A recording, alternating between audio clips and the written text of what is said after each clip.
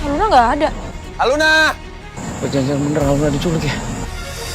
Galaksi berboncengan naik sepeda dengan Aluna, sedangkan Revan berboncengan dengan Sheila. Mereka naik sepeda menelusuri hutan untuk pergi camping. Dalam perjalanan, Galaksi masih saja sempat bercanda.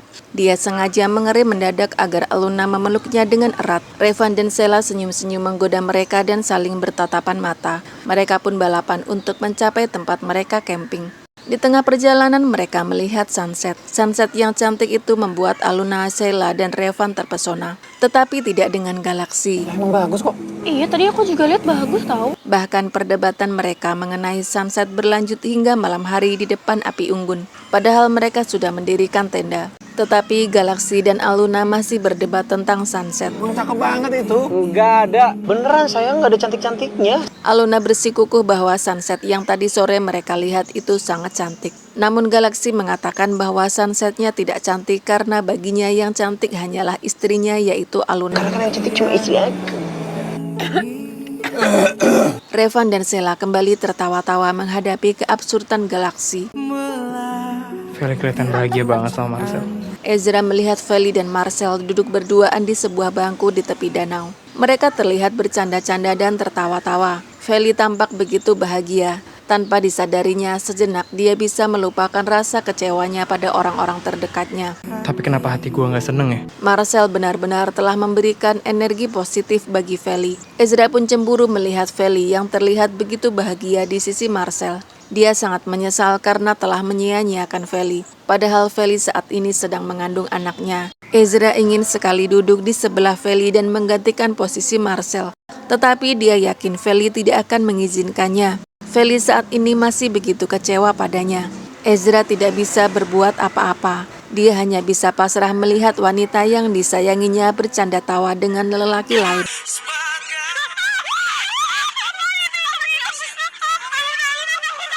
Ketika sedang menikmati api unggun di luar tenda, tiba-tiba ada seekor kalajengking yang membuat Aluna dan Sheila menjerit ketakutan. Galaksi dan Revan segera mengusir kalajengking itu. Galaksi merasa heran karena tiba-tiba ada kalajengking di tempat seperti itu. Aneh ya? Maksudnya di tempat kayak gini kok? Rupanya seseorang misterius mengawasi mereka dan sepertinya dialah yang sengaja mengirimkan kalajengking ke dekat Aluna. Bisa ada kalajengking kayak gini sih? Apakah mungkin orang misterius itu adalah Pak Arman? Ezra? Aku mau balikan sama kamu, Vel. Ezra kembali melihat Feli sedang bersama dengan Marcel di sebuah toko dan bermain capit boneka. Mereka bermain begitu seru dan terlihat begitu bahagia. Ezra kembali merasakan cemburu. Ezra pun masuk dan meminta waktu kepada Feli untuk berbicara. Feli menolak. Feli ingin Ezra pergi jauh-jauh darinya karena Feli tidak mau diganggu.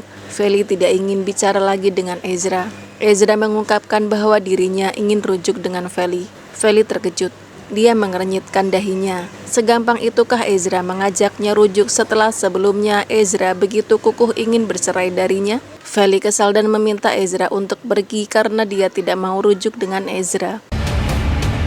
Kenapa, Van? Galaksi dan Aluna masuk ke dalam tenda. Di dalam tenda, mata mereka saling berpandangan mesra.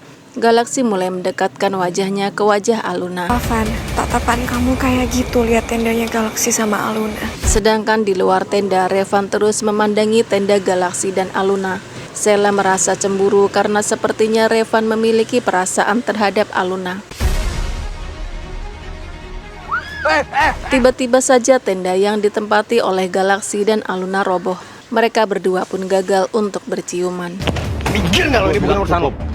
Feli mengajak Marcel pergi karena Ezra tidak mau pergi meninggalkannya. Tetapi Ezra tetap berusaha untuk mengejar Feli. Marcel kesal dan menghalangi Ezra hingga dia mencengkram kerah baju Ezra dan mendorongnya ke box capit boneka. Jangan ganggu dia. Ezra meringis kesakitan karena Marcel begitu keras membenturkan tubuhnya ke box capit boneka itu. Marcel meminta Ezra untuk menjauhi Feli dan tidak mengganggu Feli lagi. Melihat hal itu, Feli merasa tidak tega. Tetapi dia harus tetap menolak Ezra karena dia tidak mau direndahkan lagi oleh Ezra.